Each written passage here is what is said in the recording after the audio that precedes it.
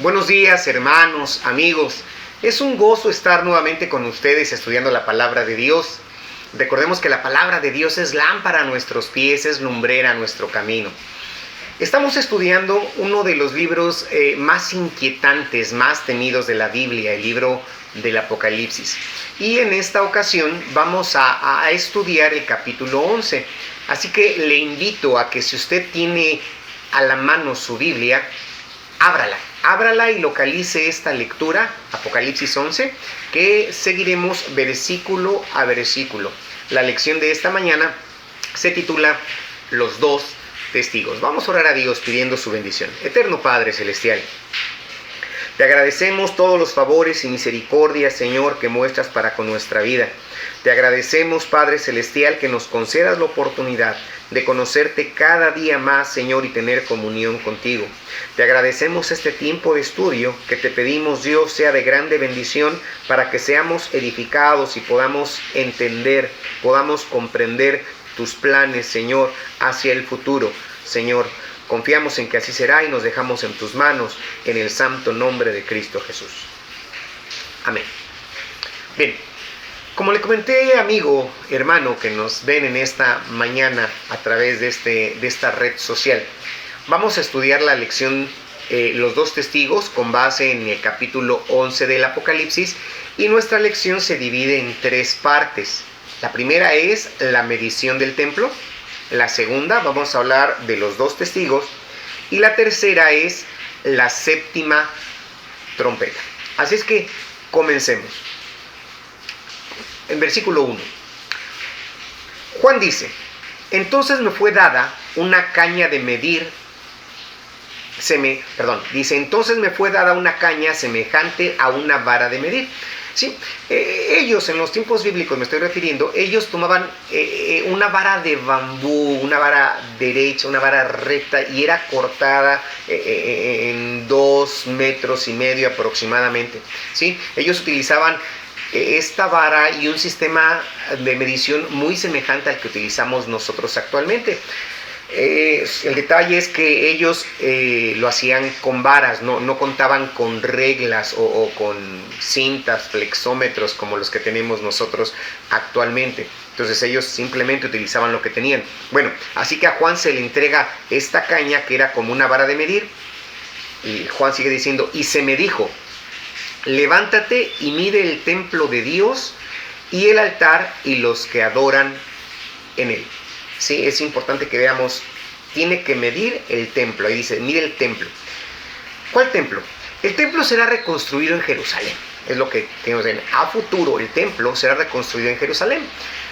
En el capítulo 9 del libro de Daniel, donde Daniel profetiza que desde el tiempo en que se dictó, desde que salió el mandato para restaurar y reconstruir Jerusalén, a la venida del Mesías, a la venida del príncipe, pasarán 69 semanas de años o 483 años.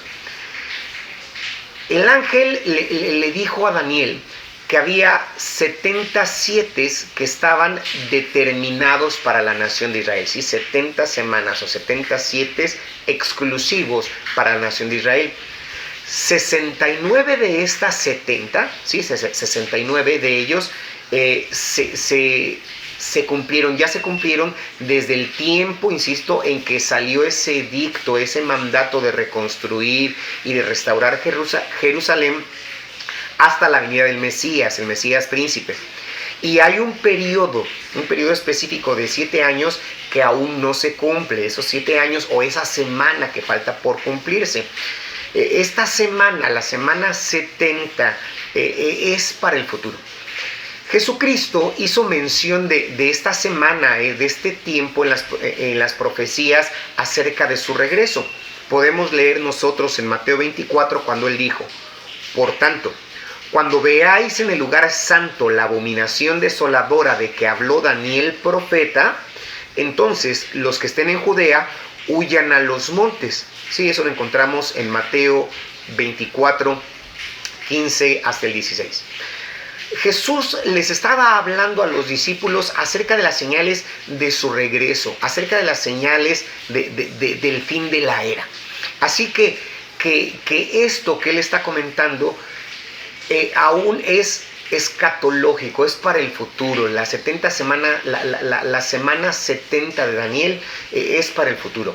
¿Por qué? Porque habrá un periodo de tiempo entre el final de la semana 69 y lo que dijo el Mesías, ¿sí? Habrá una separación, un partimiento, un paréntesis, ¿sí? de donde las personas serán dispersas, los judíos serán dispersos. Y eso es exactamente lo que sucedió.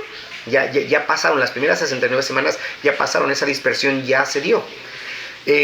Jesús, de acuerdo a los evangelios, a la narrativa bíblica, Jesús dio su vida, Jesús fue muerto y no recibió el reino. Las personas, los judíos, fueron dispersos, también la iglesia fue dispersa, en este caso los judíos fueron dispersos. Así que ahora tenemos ese paréntesis en el tiempo que es conocido en la teología como el tiempo de los gentiles o la dispersión, perdón, se me fue la palabra. Es conocido como el tiempo de los gentiles prácticamente. Este tiempo de los gentiles es el tiempo en el que Dios ha abierto la puerta de salvación a todas las personas, a los que no somos judíos, y a todos los gentiles. Este es el tiempo del mayor impulso, del mayor auge del Espíritu Santo entre las naciones gentiles actualmente. Pero este tiempo de los gentiles, este periodo esta dispensación era la palabra que se me olvidó hacer, esta dispensación, este periodo de los gentiles está por terminarse, está a punto de culminarse. ¿Por qué? Porque Dios tiene un pacto de 7 años, o la última semana, que aún no se ha cumplido. Ese pacto con la nación de Israel. Así que en el tiempo de Daniel, de ese capítulo, del capítulo 9, se habla acerca de un príncipe que vendrá. Sí, el príncipe de las gentes de esa última semana. Y ese príncipe no es Jesucristo, ese príncipe de las personas es el anticristo, la bestia, ese es el hombre de pecado.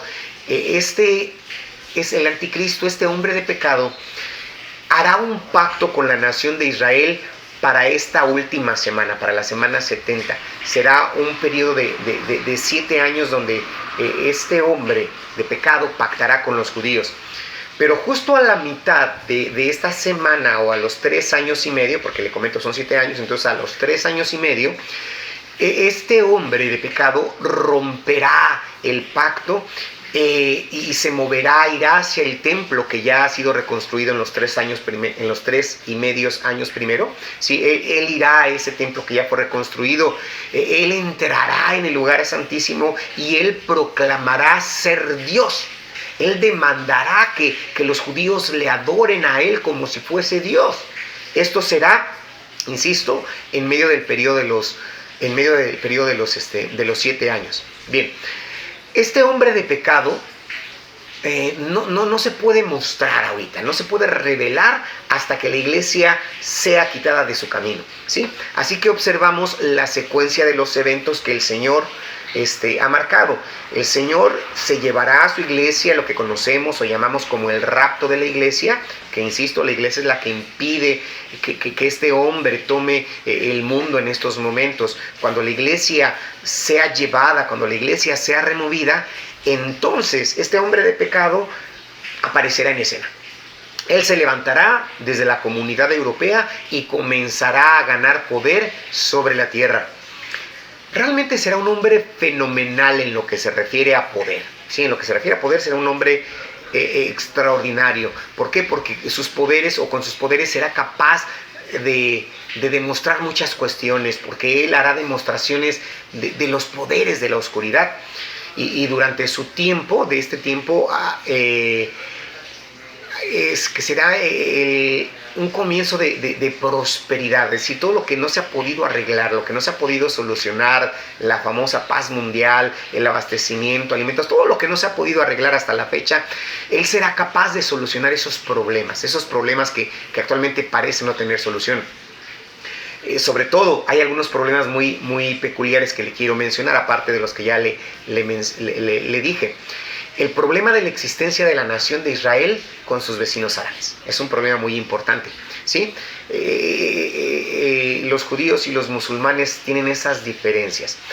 El problema del deseo de los judíos de reconstruir su templo es un problema para los judíos. ¿Por qué? Porque los musulmanes han declarado el monte del templo como un lugar santo para ellos, ¿sí?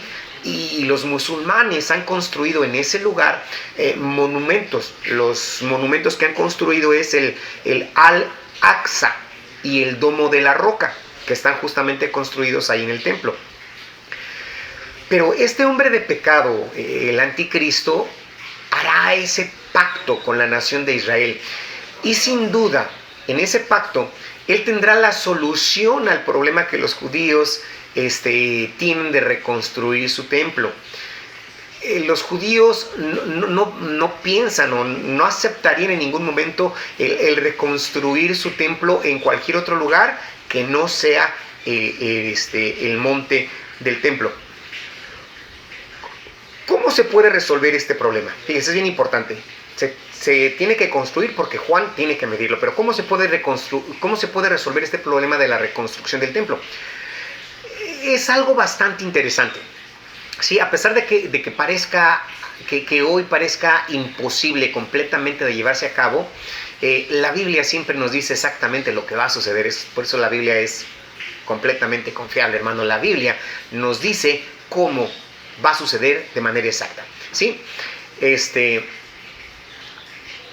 Cuando se haga este pacto con la nación de Israel, cuando este hombre de pecado haga ese pacto con la nación de Israel, sabremos cómo se dará, cómo se solucionará, ¿sí? Cuando nosotros podemos ver, o de acuerdo a Ezequiel, busca ahí en su Biblia, Ezequiel 42:20, ¿sí? Ahí el profeta Ezequiel nos habla de un muro que será construido. Y ese muro que será construido, dice, separará el lugar santo del profano, ¿sí? Léalo con atención.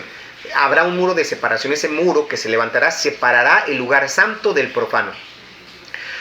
Así que podemos imaginar que este hombre de pecado ofrecerá la solución de que justo al norte de la mezquita del Domo de la Roca, ¿sí?, se levante un muro de separación. Ese muro que separará la parte sur del área norte del templo y les dará a los judíos la parte norte para construir su templo. En esta semana me puse a navegar en Google Earth. Si usted puede hacerlo, si le interesa un poquito, busque Google Earth y busque justamente el domo musulmán, haga ese acercamiento y podrá ver cómo está la construcción o cómo está actualmente edificado, cuál es la superficie del monte, y podrá usted hacer el siguiente ejercicio que le voy a comentar, ¿sí?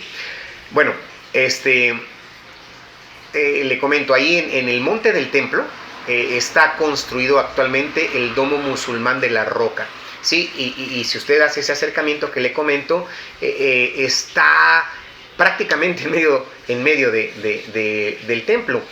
Y también ahí está el Al-Aqsa, ¿sí? El Aqsa está en el sur, ¿sí? En el sur del área del monte del templo. Con estas posiciones se deja una gran área, probablemente como unas 5 hectáreas, más o menos, así aproximadamente. Y esas 5 hectáreas son suficiente espacio para reconstruir el templo, donde muchos estudiosos creen que es el lugar original del templo, ¿sí? Es interesante, bastante interesante.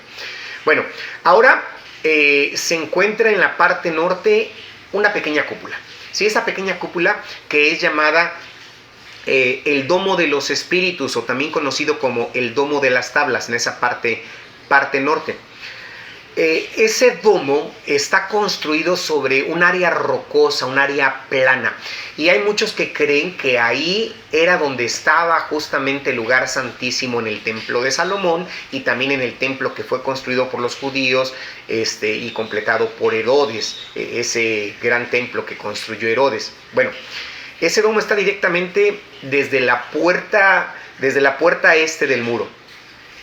De esta forma o de esta manera se puede alinear desde donde estaba el templo en su momento. O sea, se puede hacer ese trazado y se puede colocar perfectamente ahí el templo original, que de acuerdo a los estudiosos y arqueólogos comentan que fue construido en esa área norte. Son unos 98 metros al norte de la mezquita del domo de la roca.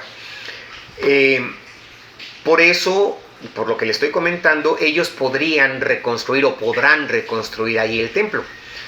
Lo único curioso o destacable, mejor dicho, lo único destacable e importante de mencionar es que no habrá un lugar para el patio exterior. Recuerde que el templo tenía el templo antiguo o el templo original tenía diferentes áreas. Bueno, la última área, la parte más externa, denominada como el patio exterior, no habrá lugar en esa reconstrucción. Y realmente usted tiene el patio exterior del templo, que es donde iban los gentiles. Este lugar, el patio del exterior, era conocido como lo que le mencioné, el patio de los gentiles.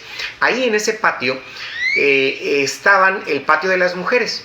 Los gentiles no podían, no debían o no podían, tenían prohibido ir más allá de este lugar, del patio de los gentiles.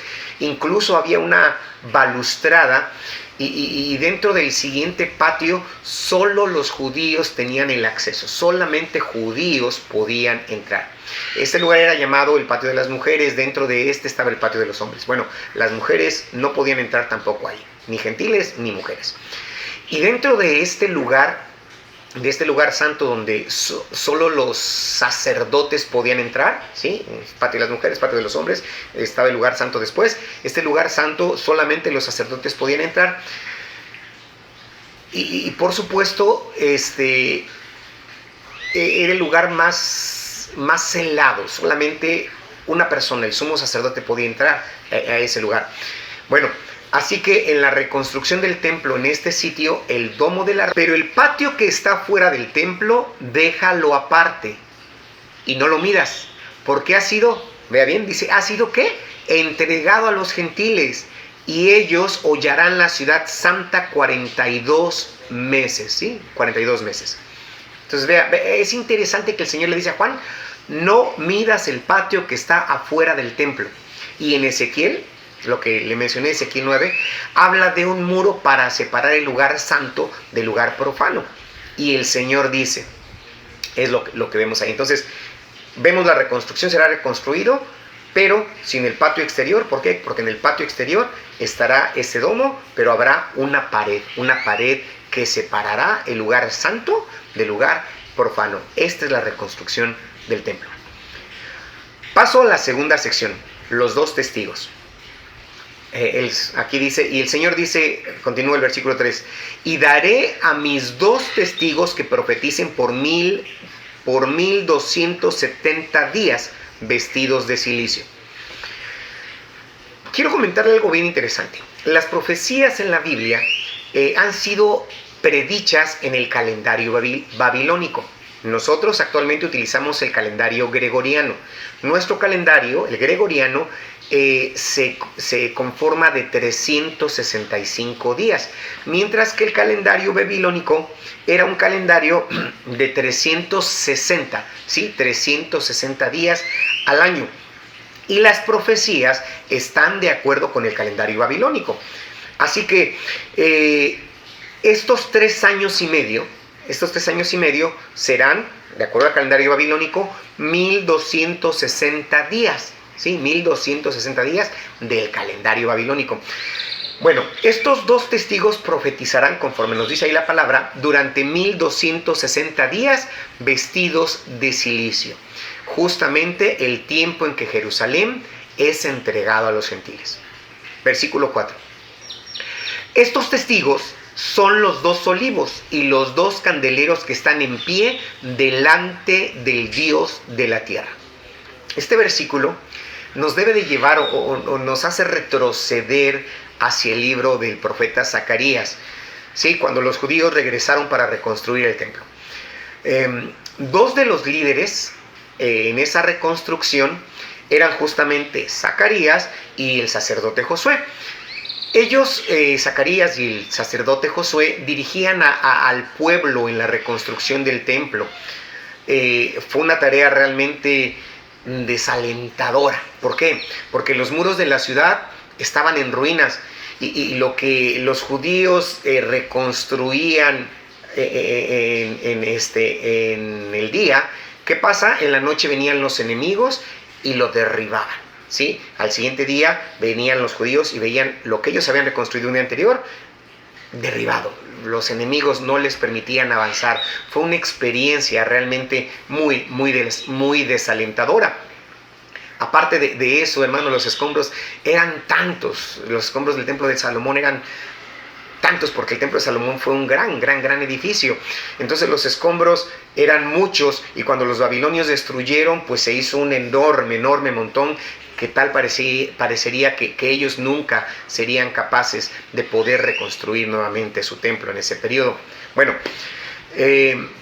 Zacarías tuvo un sueño y en el sueño de Zacarías él ve una especie de artefacto, una clase de aparato donde estaban las velas con las copas que eran llenas a diario con aceite por los sacerdotes, de manera que hubiera luz en todo el lugar, ¿sí? En el lugar santo sobre todo. Entonces los sacerdotes tenían todos los días que mantener esas velas con aceite. ¿Para qué? Para que no se apagaran. Bueno, ¿qué es lo que ve Zacarías? Zacarías nos dice que en ese sueño él vio los olivos, y de los olivos que estaban hacia los lados había como unos conductos que salían de los olivos y que llegaban directamente hacia las copas para llenarlas, por decir, de manera automática, ¿sí? Mecanizada, automática, o naturalmente, es decir, nunca cesaba de los olivos. Esos ductos fluía el aceite y se llenaban continuamente las copas directamente de los árboles de las olivas. Realmente un artefacto bastante interesante. Bueno, en ese sueño el Señor le dice a Zacarías, ¿qué son estos? ¿Sí? El Señor le pregunta a Zacarías, ¿qué son estos? Zacarías no sabía. Esta es la palabra que le da el Señor a Zacarías porque Zacarías no supo qué eran, ¿sí? Él vio simplemente ese artefacto que hacía fluir y llenaba esos vasos, ¿sí? El Señor le responde, no es con fuerza ni espada, sino por mi espíritu, dice el Señor. Este monte se moverá, el templo se reconstruirá, pero no por el poder del hombre, sino con la ayuda del Espíritu de Dios. Bueno, así que estos son los dos testigos que están de pie delante de Dios de la tierra.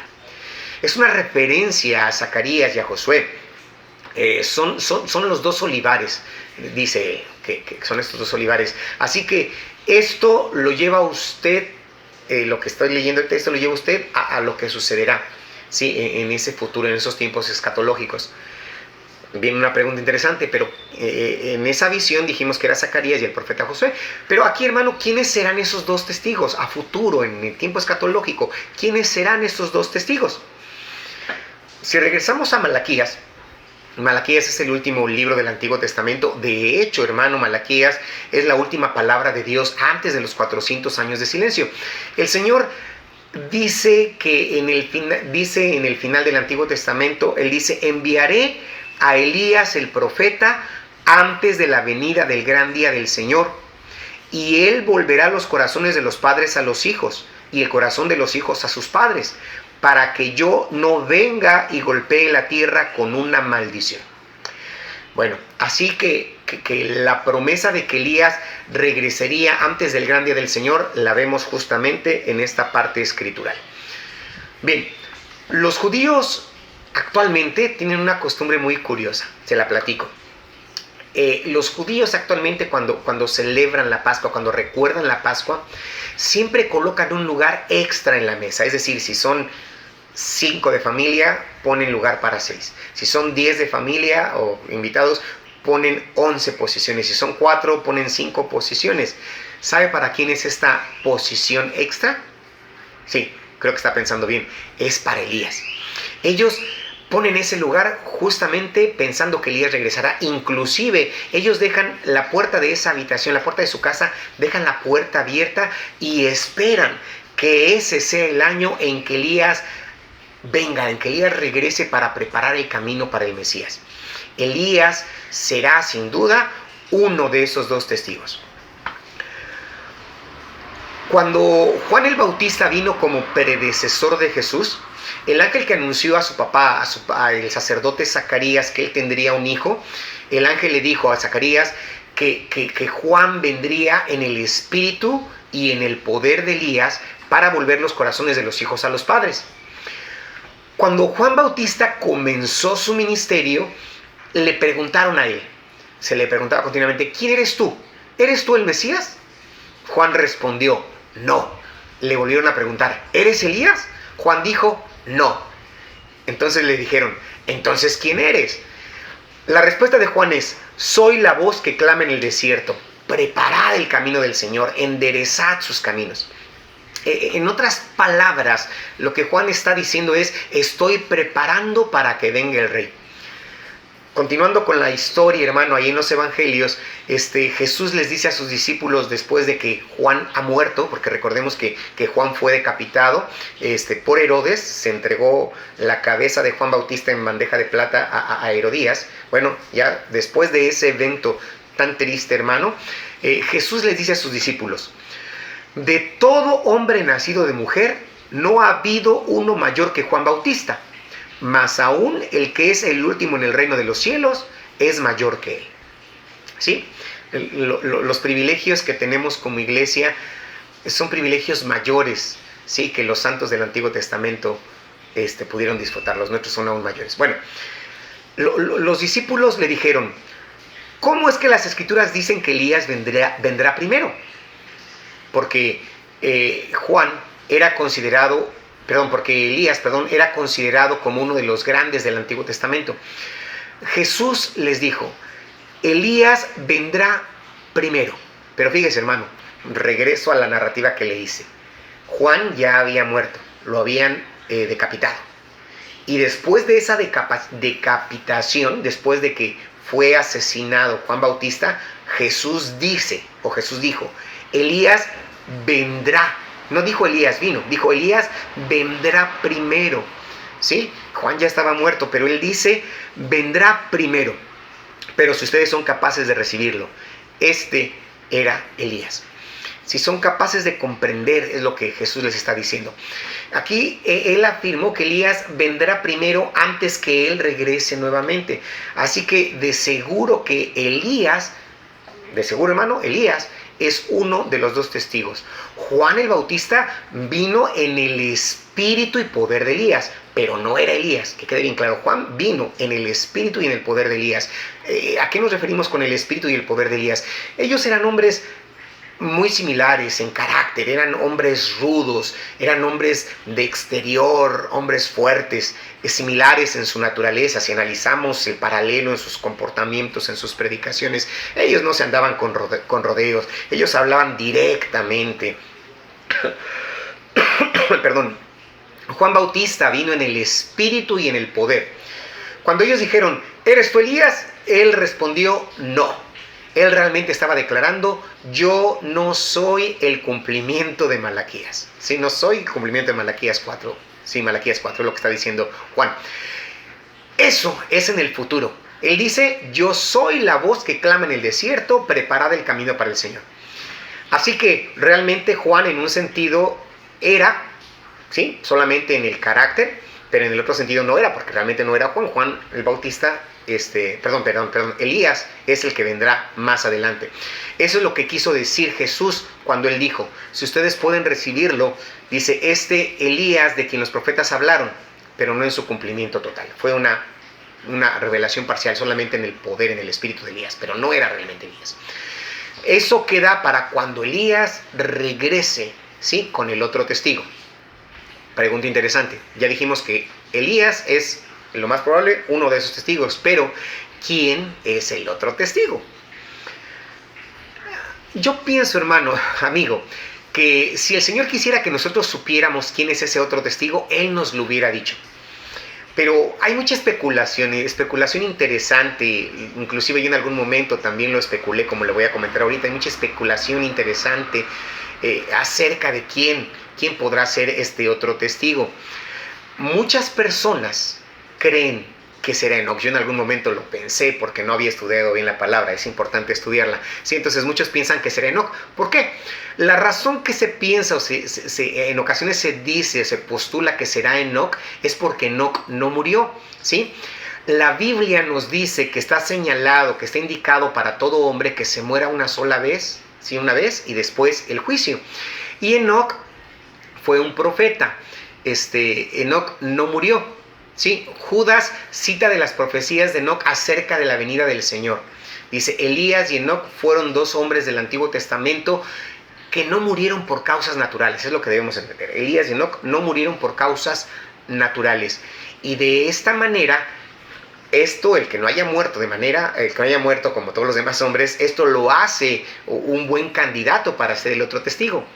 Viene un sin embargo. Sin embargo, para este tiempo, ¿sí? Para el tiempo en que vengan esos dos testigos, ¿sabe qué? Y recordemos un poquito la cronología bíblica. Para ese entonces, la iglesia ya habrá sido raptada. ¿Y sabe qué pasa cuando la iglesia sea raptada? ¿Qué sucederá cuando la iglesia es raptada? Pablo nos lo dice. Pablo declara en sus epístolas, les diré un misterio. ¿Qué dice ahí? No todos moriremos. ¿Sí? Dice, no todos morirán, sino que seremos cambiados, seremos transformados en un momento, en un abrir y cerrar de ojos. Interesante.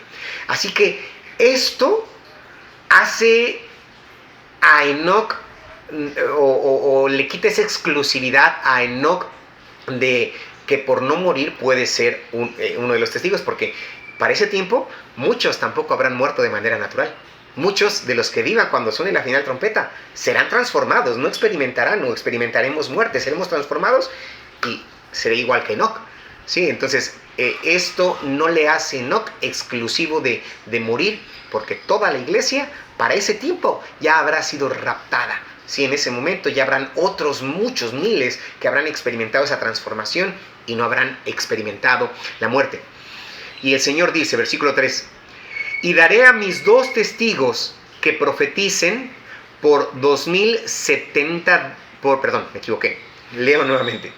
Y daré a mis dos testigos que profeticen por 1270 días vestidos de cilicio.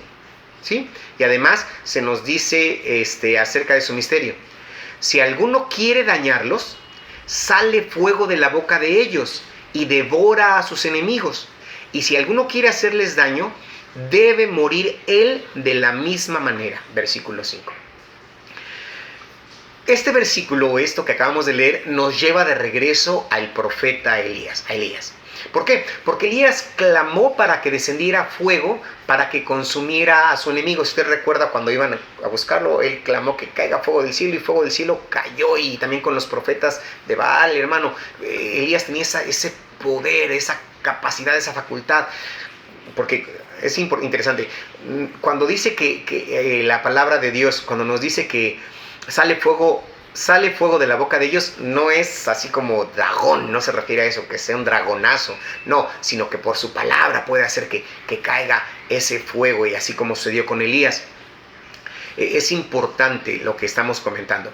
Bueno, recuerde usted también, hermano, que Santiago nos dice, Elías era un hombre de pasiones semejantes a las nuestras. Estoy leyendo el capítulo 5, versículo 17 de Santiago. ¿Sí? Elías era un hombre de pasiones semejantes a las nuestras y oró fervientemente para que no lloviera, y no llovió sobre la tierra por 3 años y 6 meses. Otra vez, 3 años y medio. ¿Sí? Bien importante que lo entendamos. Así que seguramente, ¿sí? Es bien seguro que esto puede ser o puede señalar a Elías como uno de los dos testigos. El poder para cerrar los cielos para que no llueva. Dice el versículo 6 de Apocalipsis 11. Dice, y tiene poder sobre las aguas para convertirlas en sangre y para herir la tierra con toda plaga cuantas veces quiera. Una de las plagas de Egipto, si usted recuerda, hermano, fue que las aguas se convirtieran en sangre. El río Nilo y todas las fuentes de agua se comenzaron ahí, hermano, a tornar en sangre.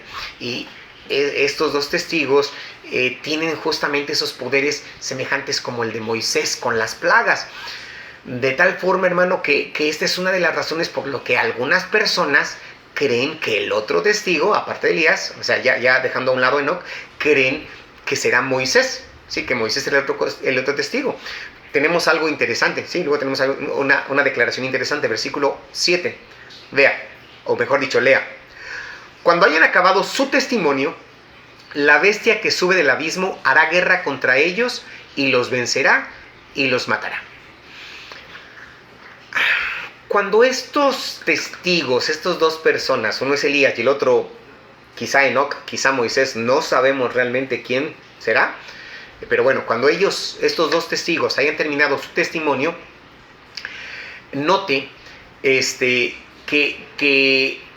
ellos antes de que terminen su testimonio serán indestructibles, ¿sí? Es bien interesante esto. Yo creo que Dios tiene un propósito para cada uno de nosotros. Dios tiene un propósito para usted, hermano, para ti, amigo, que nos estás viendo, para mí, para cada uno de nosotros. Dios tiene un propósito para cada uno de nosotros. También creo que mientras perseguimos este propósito de Dios en nuestra vida, Dios nos vigilará, Dios nos protegerá, Dios nos guardará hasta que hayamos completado el propósito de Dios para nuestra vida. Y confíelo, créalo. Dios tiene un propósito para usted. Él le guardará, le guiará, le protegerá hasta que su propósito se cumpla, el propósito de Dios se cumpla en su vida. Es bien importante. Y una vez que nuestro propósito o que hayamos completado el propósito de Dios para nuestra vida, creo que el Señor nos llevará a casa. Es bien importante entenderlo así. ¿Por qué querría Dios dejarnos? ¿Por qué querría Él dejarnos aquí en este mundo malvado más de lo necesario para cumplir los propósitos que Él tiene para nosotros? No hay razón. Hemos escuchado de muchos santos, hombres de Dios, mujeres de Dios, que han ya partido por el Señor. ¿Sabe por qué? Porque ya cumplieron su propósito. Ya cumplieron aquello por lo cual el Señor les salvó, les llamó y les mantuvo. Terminado esto, el Señor los lleva. Bueno. Es muy interesante también para mí, hermano, que hasta que ellos hayan terminado su testimonio, ellos serán indestructibles, ya lo leímos. Nadie los podrá tocar, nadie los podrá matar, no los podrán destruir. Pero una vez que se complete su ministerio, que completen su labor, su razón por la cual Dios les puso, entonces Dios le da poder al anticristo, le da poder a la bestia que subirá del abismo.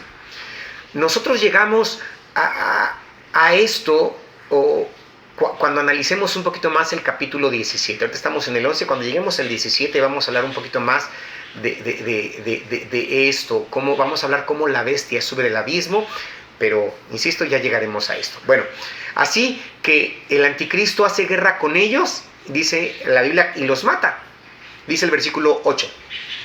Y sus cadáveres, los cadáveres de estas personas, de estos dos testigos, Elías y otro, estarán en la plaza de la gran ciudad que es sentido espiritual. A ver, vuelvo a leer. Y sus cadáveres estarán en la plaza de la gran ciudad que en sentido espiritual se llama Sodoma. Esta es una referencia a Jerusalén en el Antiguo Testamento por uno de los profetas, ¿sí? Serán llamadas Sodoma y Egipto, que es el lugar de la carne y se identifica completamente, totalmente con Jerusalén. Sigue diciendo el versículo 8, dice, y también nuestro Señor fue crucificado. Bueno, así que el anticristo mata a estos dos testigos y los cuerpos de estos dos testigos quedan ahí, quedan en las calles de Jerusalén.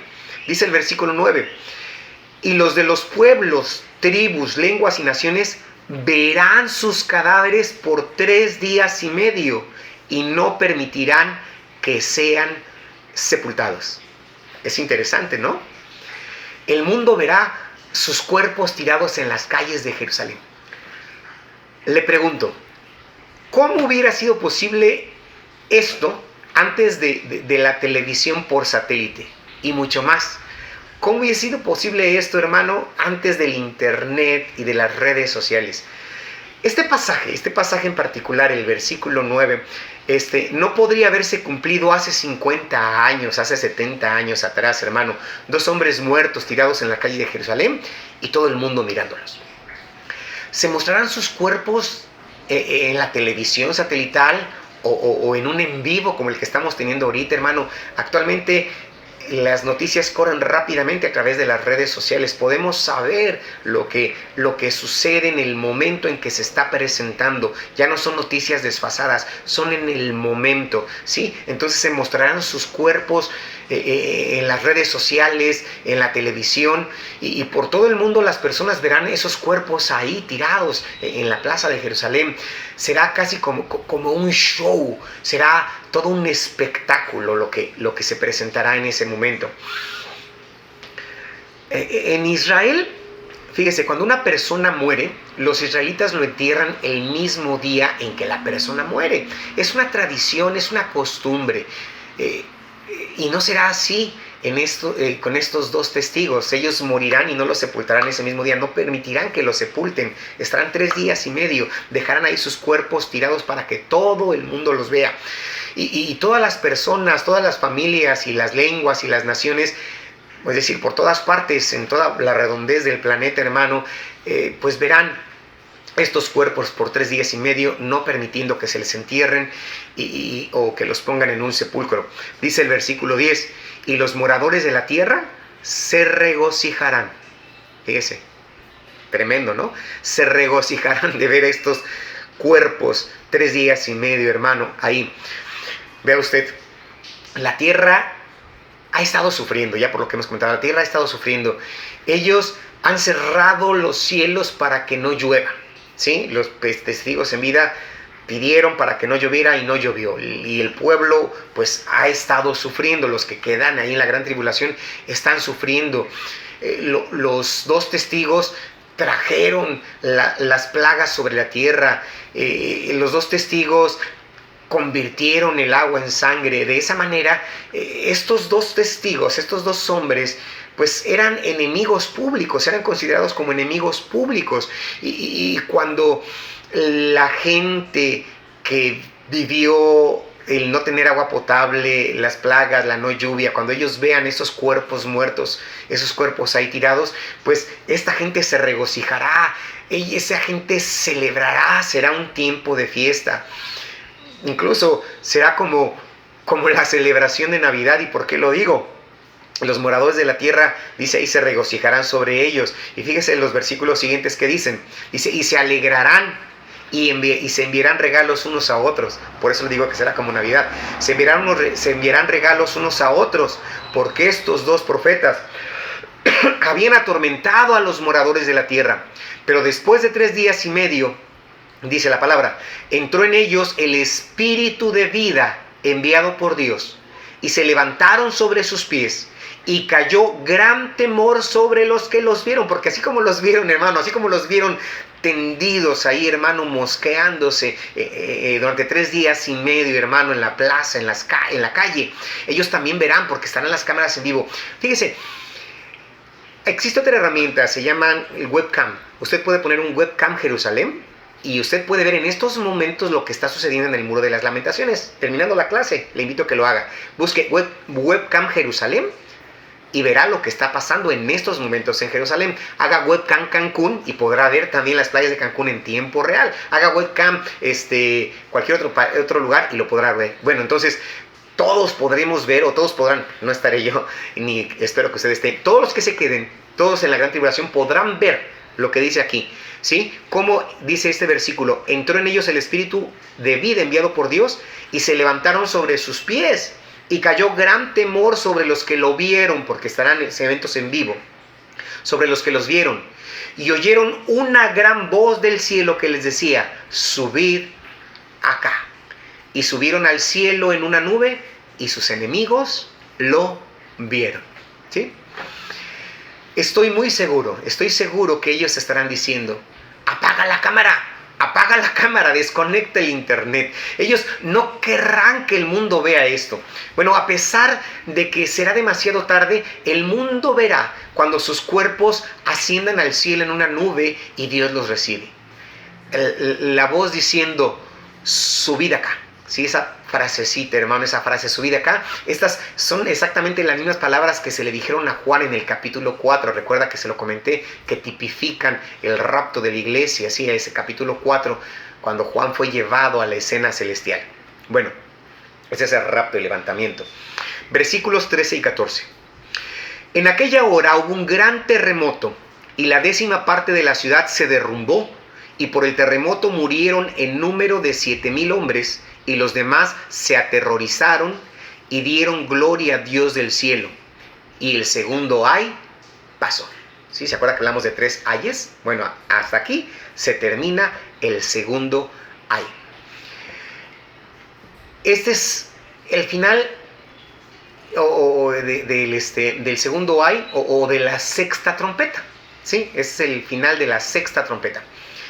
Dice el versículo 14, he aquí, el tercer ay viene pronto, y el 7º ángel tocó la trompeta. Así es que vamos a pasar a esta 7ª trompeta.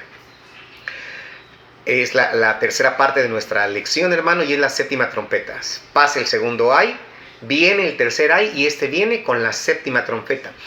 Durante el tiempo de este 7º ángel, le comento, vendrá este tercer ay, pero es un ay para los habitantes de la tierra que se han rebelado contra la autoridad de Dios. Ese ay, ese lamento, hermano, es para aquellos rebeldes, aquellos que no quisieron aceptar la voluntad de Dios y que aceptaron y se sometieron a la voluntad del anticristo.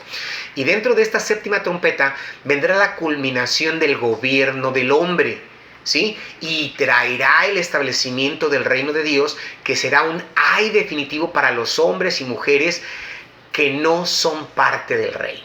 Ellos serán eliminados. De esta manera habrá un gran ay cuando Jesús regrese.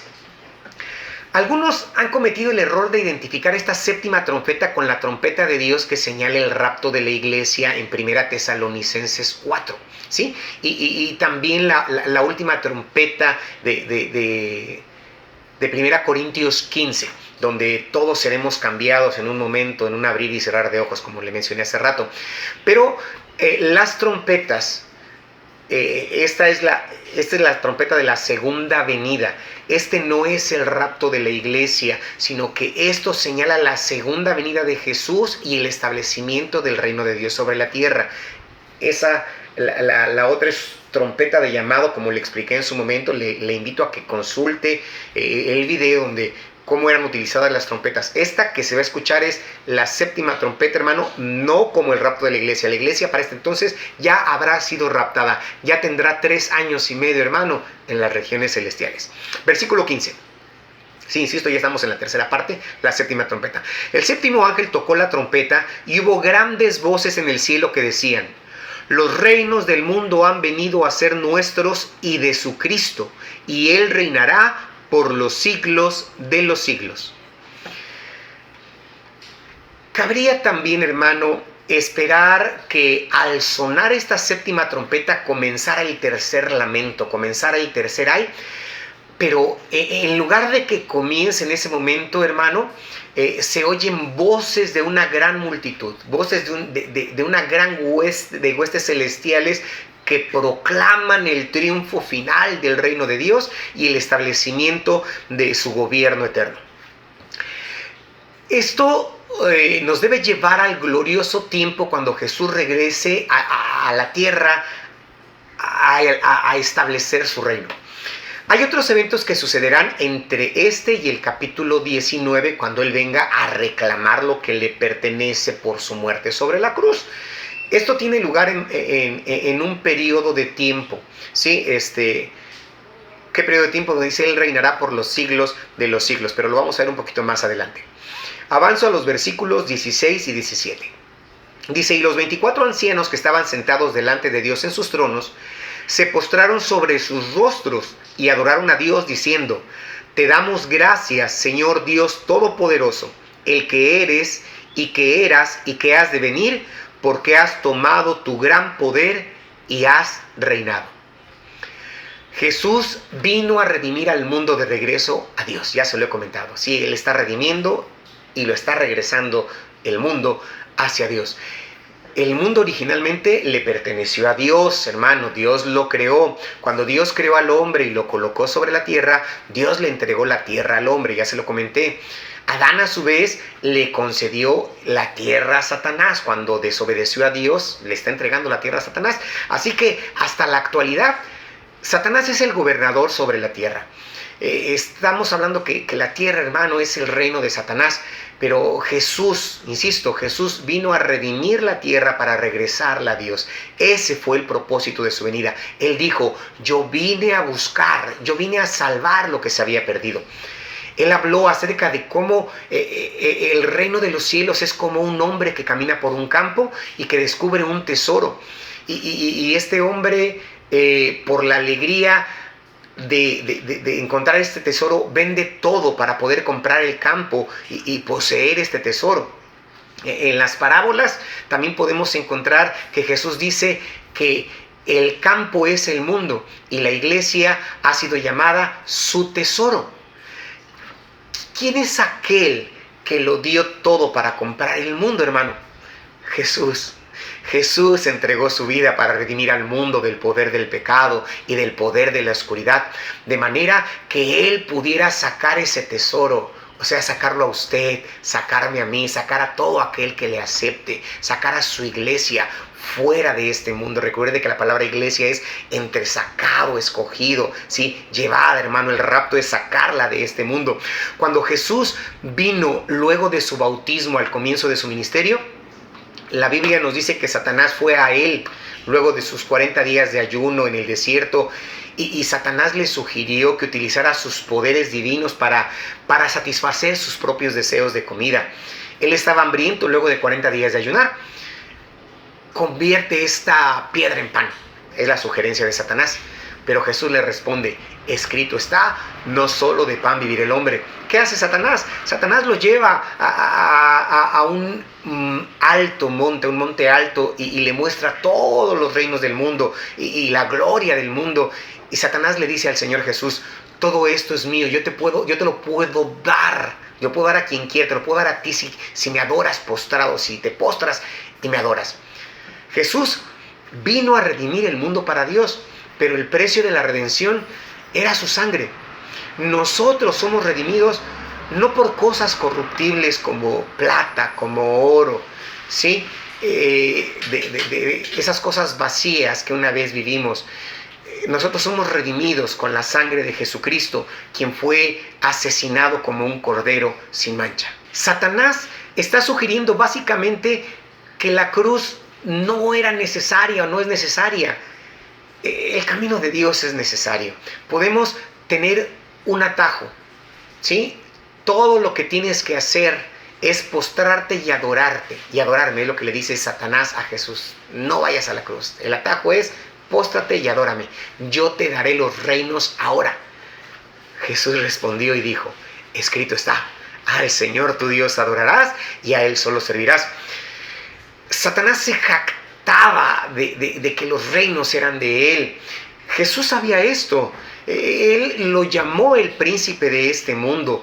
Pablo lo llama el Dios de este mundo. Pero aquí, en la séptima trompeta, el reino no es plural. Reino de este mundo, el reino de este mundo se ve vuelto, ¿sí?, a nuestro Señor, a su Mesías, a su Cristo.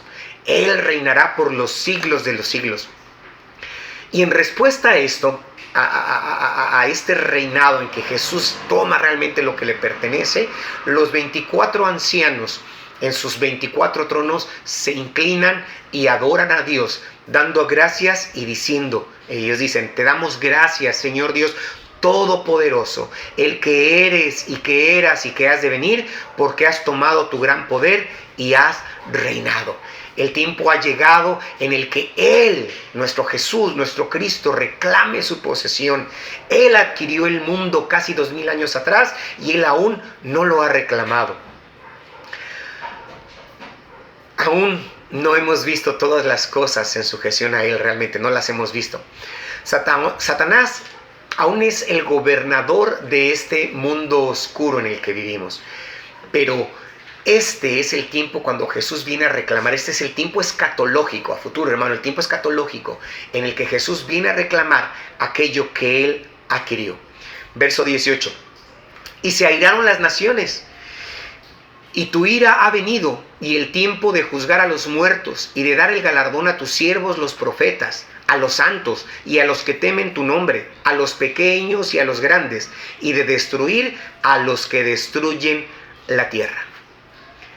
Dos destinos: vida eterna o castigo eterno. Usted está en una de esas dos multitudes.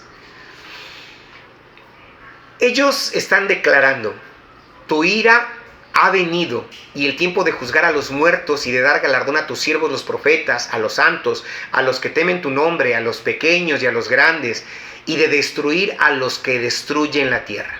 ¿Sí? Y el templo de Dios fue abierto en el cielo. Recuerde usted que el templo terrenal era un modelo, ya lo he dicho, era un modelo. Dios le dio el diseño, Dios le dio las dimensiones a Moisés, Dios instruyó a Moisés para asegurarse de que él lo hiciera tal cual, lo hiciera exactamente como fue instruido. Porque se nos dice en el libro de los Hebreos que estas cosas todas son un modelo del cielo, son un modelo del trono de Dios en el cielo. El tabernáculo terrenal era un modelo de lo que estamos viendo o veremos escatológicamente. Así que en el cielo está el templo abierto, dice el versículo 19. Y el arca de su pacto se veía en el templo. El arca de su pacto, versículo 19, se veía en el templo. Esta no es el arca del pacto que era el modelo que Moisés había hecho y colocado en el tabernáculo y que luego fue colocado en el templo reconstruido por Salomón, construido por Salomón, donde la palabra de Dios nos marca. Entonces, viene una pregunta interesante, hermano. Esa arca, ¿dónde está actualmente esa arca? No lo sabemos. Hay judíos que dicen que saben dónde está y que en el momento apropiado ellos la llevarán cuando se reconstruye el templo. Nunca fue colocado en el templo reconstruido por Esdras y el edificio del templo ahí. Tampoco está en el templo que construyó Herodes el Grande, sino que la verdadera arca, la verdadera arca del pacto está en el cielo. Juan, él vio el arca del pacto. Dice, y hubo relámpagos, versículo 19, sigo leyendo, y hubo relámpagos, voces, truenos, un terremoto y grande granizo. Así que aún tenemos estos aspectos de juicio. Él le está dando una especie de pantallazo, hermano, de esta situación. Y ahora estamos regresando y complementaremos algunos detalles cuando comencemos el capítulo 12, ¿sí? En la siguiente lección veremos más a detalle de esto.